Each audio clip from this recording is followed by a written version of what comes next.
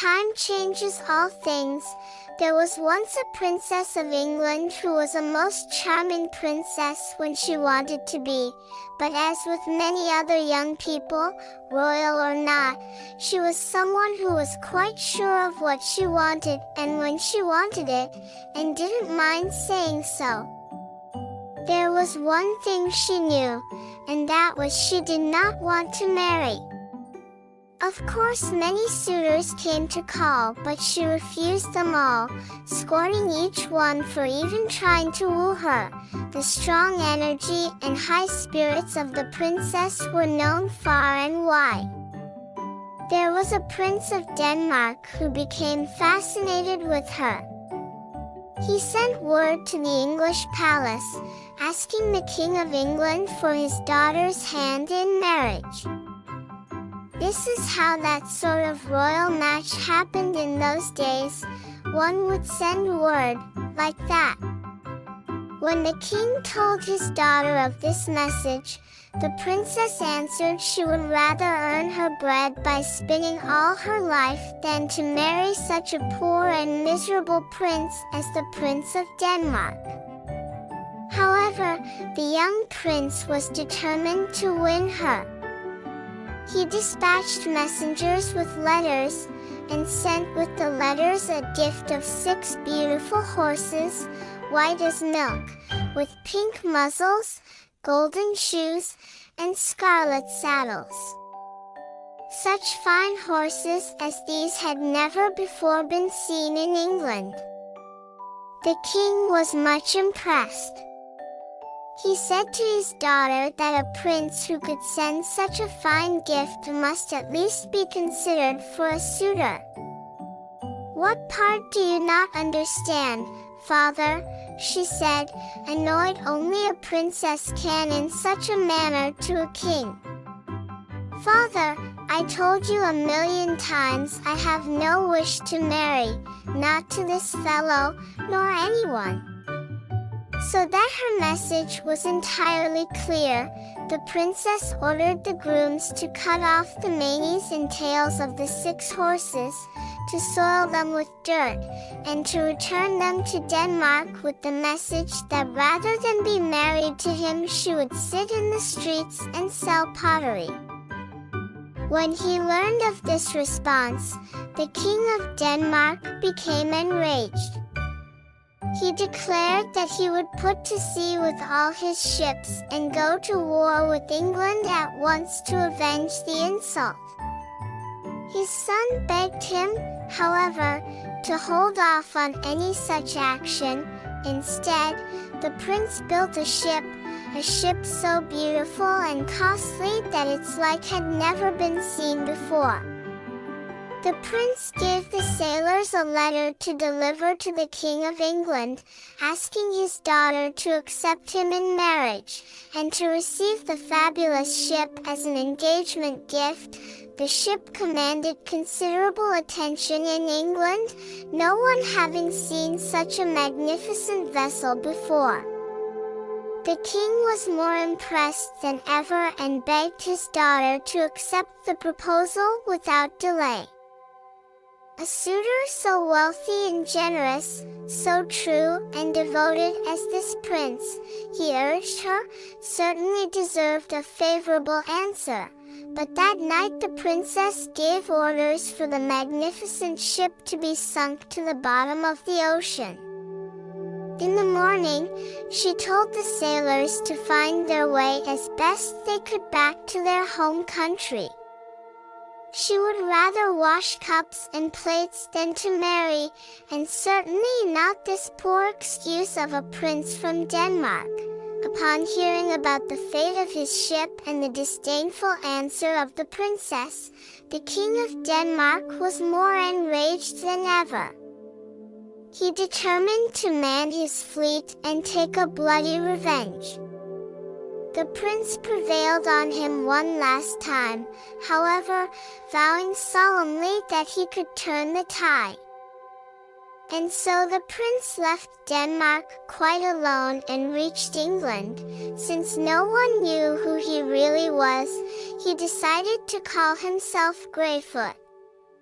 Disguised in an old hat, dingy clothes, and gray wooden shoes, he arrived at the English palace towards evening. He found a herdsman and asked for work. That night the prince slept with the cows in the stable. The next morning the prince, now Greyfoot, began work as a herdsman's helper by driving the royal cattle to their watering hole and returning them safely back to the royal barn. At the end of the day, the path to the watering hole happened to travel exactly below the windows occupied by the princess.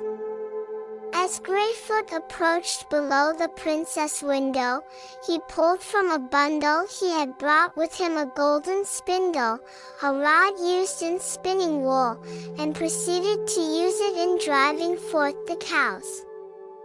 The princess caught a glimpse of the sun shining on the golden spindle. She took a great fancy to it, and sent someone down to ask whether the beggar were willing to sell it. Greyfoot answered to her servant that he did not care to sell it for money. However, he said that would gladly give it to her if she would only answer a single question he would put before her. No, the princess declared to her servant. Tell that herdsman a princess is not obliged to answer any question put before her by anyone at all. Very well, answered Greyfoot to the servant when he heard her response. Then let her majesty know that I shall keep my spindle. Yet she yearned for that beautiful golden spindle. And so she agreed to the terms. What was one question? After all, princess, said Greyfoot, looking up at the princess as she leaned out the window sill. Answer me this, is the sky blue?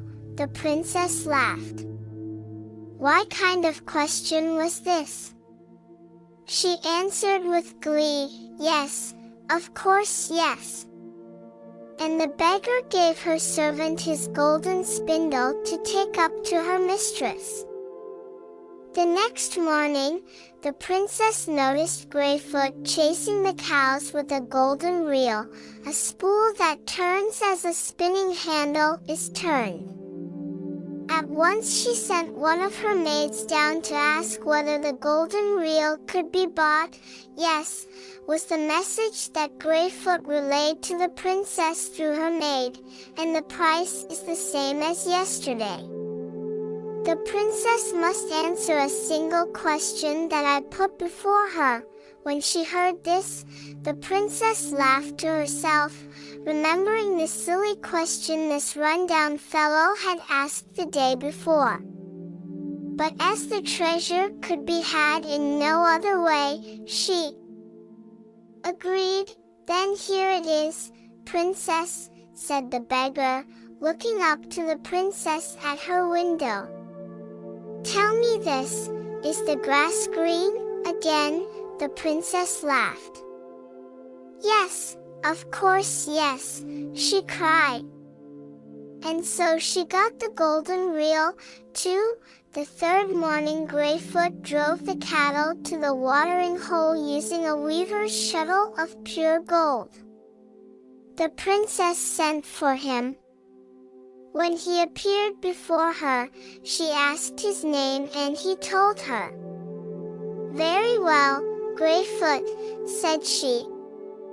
How much do you ask for this treasure of yours? Another mind-stumping question, I suppose, and Greyfoot answered, Your Highness, all I ask is that your answer be the same as it was twice before, that you agree to say, yes. Of course yes, to the question I will put before you, the princess chuckled. Perhaps I'll be asked this time whether birds fly, or if fish swim, she thought. Very well, then princess, said the beggar. Are you ready? She smirked, "Then here is the question," said Greyfoot. "Will you marry me?" The princess was astonished.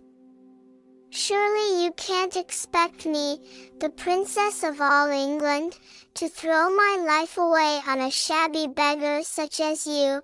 The king overheard his daughter's cries. When he heard the entire situation, he thundered, "Daughter, I cannot believe that you gave your word to marry this man. But apparently you have, and so marry him you must. There is nothing more to discuss. The two of you, be off." The king made hasty arrangements for a wedding. Shortly afterward, Greyfoot and the princess were married. Thus the princess was forced to leave her life of royal comforts. When they passed the barn door, Greyfoot turned to the princess, saying, "You cannot walk on these dusty roads in your silk gown and satin shoes. You must change your clothes before we depart." "Can this get any worse?" wailed the princess. But they visited the herdsman's wife, who gave the princess, who was now Greyfoot's wife, a plain dress of linsey-woolsey, a woolen jacket, a cape, and a pair of heavy shoes. "That's better," said Greyfoot. At first they walked on opposite sides of the road, without speaking. But after a while the princess raised her eyes to look at the man who was now her husband. To her astonishment, she noticed that he was neither old nor ugly, but really a handsome young man, in spite of his old and tattered clothes. "Yet he tricked me, and I like it not," she reminded herself. The princess was not used to walking very far, and especially with such heavy shoes. She was soon exhausted. "Greyfoot," she said, "slow down. Do not walk so fast." "Ah," he said, "it is not easy having a princess for a wife." "Very well then, I'll slow down, but move on we must." At last they arrived at a seaport. There Greyfoot obtained passage for himself and his wife as servants aboard a ship. The princess felt much relieved when at last the shoreline of her father's land vanished from sight. "At least no one I know will see me any more in this state," she said glumly. She had no idea where they were bound, nor did she care. The voyage ended in Denmark. When they had safely landed, Greyfoot proceeded to rent a small cabin in the neighborhood of the royal palace. It had only one little room with a stone floor and an open fireplace. They both had work to do. He would earn money where he could, and she must prepare their meals. "And to think," she said, sighing and looking about the dark, damp cabin with spiders' webs in all the corners, "that I could have married the Prince of Denmark."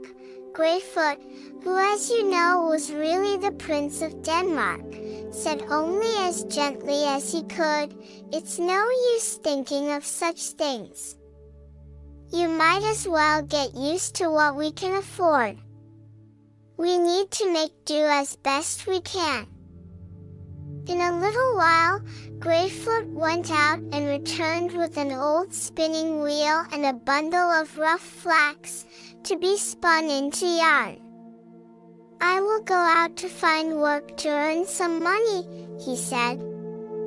"But neither of us can afford to be idle. Spin this flax into yarn, and we might make a few pennies from your efforts." Greyfoot went to the palace at Denmark, his own palace. No one recognized him in his old clothes, and he found work there as a woodcutter. The princess knew how to spin flax, though she hadn't done it much. She spent most of the day spinning until her fingertips were raw and her knees shaked under her. The yarn was forever becoming torn and knotted. Every evening when Greyfoot returned and examined her work, he sighed. They would not earn even a few pennies with this. Then he shared with her a loaf of bread and a jug of milk he had bought on the way home with the little money he had earned selling firewood. And they went to bed on their hard cots. One evening Greyfoot showed his wife a wheelbarrow filled with pottery. "Here's a chance for you to be useful," he said. "I had to use our savings for a deposit, and I had borrowed the pots on credit, but it will be worth it when you sell them all by the end of the day. It's easy enough work to stand behind a table at the marketplace and sell pots, even for a princess." The next day Greyfoot went to his work as usual, and his wife set out for the town with her pottery. But just when she had managed to sell a few pots and was feeling good about the money she might finally earn, a troop of knights came galloping down the street. One of the horses got wild and rushed against her table. The pots fell and shattered in 1,000 pieces under the heavy hoofs which trampled upon them. The riders went on their way, but the poor princess could do nothing but clean up the mess and return to her cabin. Collapsing on a chair, she bemoaned her loss. In the evening, when Greyfoot returned, she told him of her terrible day. "Now our situation is worse than ever," said he, shaking his head, "for I have no money to pay for the pottery that's been broken." So they could do nothing but share their daily dinner of bread and milk, and go to bed early. Greyfoot came home the next evening with some exciting news. "I found a good job for you at the palace," he said. "They are preparing for a wedding, and tomorrow you are to help out in the kitchen. Do your best and make yourself useful. Maybe they will keep you and pay you good wages. Tomorrow they will give you your meals and 20 pennies besides." The next morning, Greyfoot said to his wife, "Today I must stay at home. I feel a sickness coming on me. I will rest and try to get better." She became alarmed and said if he was ill she would not think of leaving him. He answered, however, that she was expected at the palace and must go. So she kissed him goodbye, hoping he would soon feel better, and promised to return as quickly as she could. The princess spent the whole day in the royal kitchen.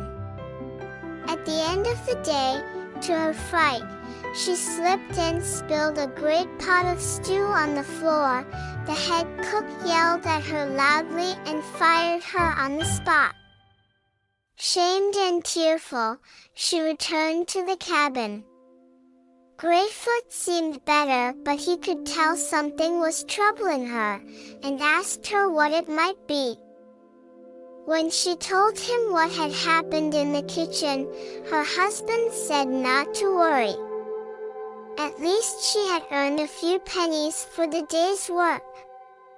And besides, since he was feeling better, he had gone down to the road and heard some more exciting news.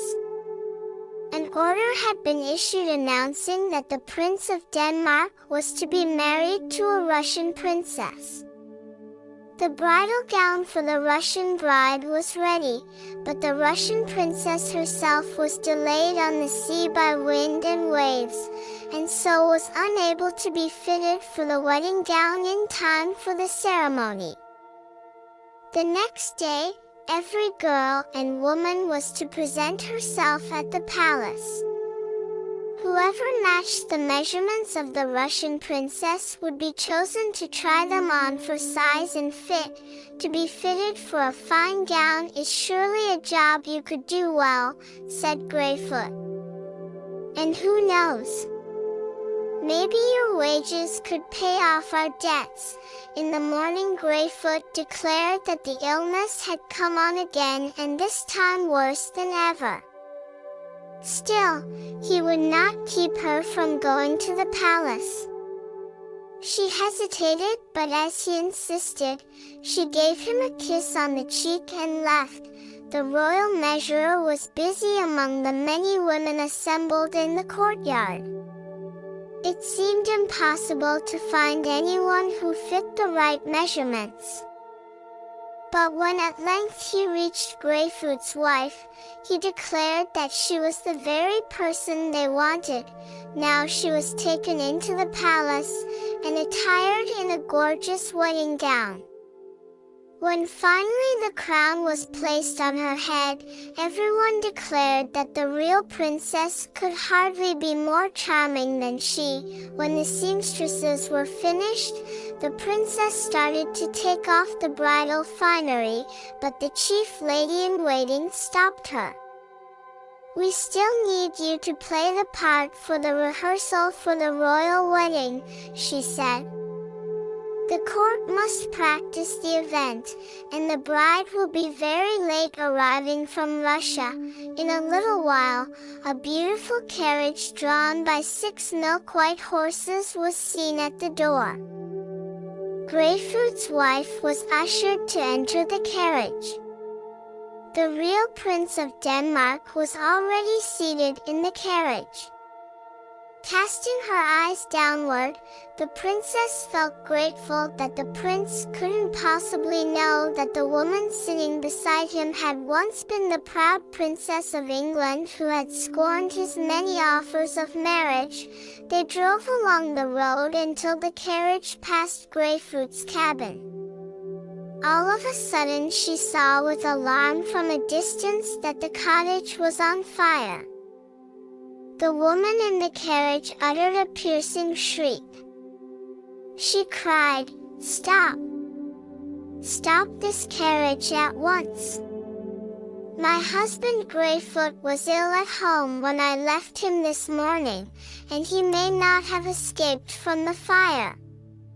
She tried to jump out, but only succeeded in tangling her dress and dropping her crown. The prince now spoke to her for the first time, and said, "What? Are you talking about that woodcutter Greyfoot who has missed work these last couple of days? You would ruin the royal bridal finery for the likes of him? A fine young woman like you should leave such a man anyway," she answered hotly. "He is my husband and always shares what he has with me, though I'm the one who's been of little help. Why, even if you offered me the place that I am now occupying as your real bride, I would refuse it, and return to the cabin where I have lived the happiest part of my life." The prince smiled. He said, "But you are already my bride." Now she looked at him directly. Indeed the Prince of Denmark, and her husband Greyfoot were one and the same. Throwing her arms around him, she said that she was glad he was not burned up in the fire, and how could it be that he was really the Prince of Denmark? And so they laughed and chuckled and said over and over how it's really something, how things can change with time and end up so differently from what may have thought, and so much the better for it. The Prince of Denmark and the Princess of England were wed again, this time for all to see. They were as content in the palace as they had become together in their humble cottage. And so the Princess of England became the happy Princess of Denmark, and in the years to come, its good queen.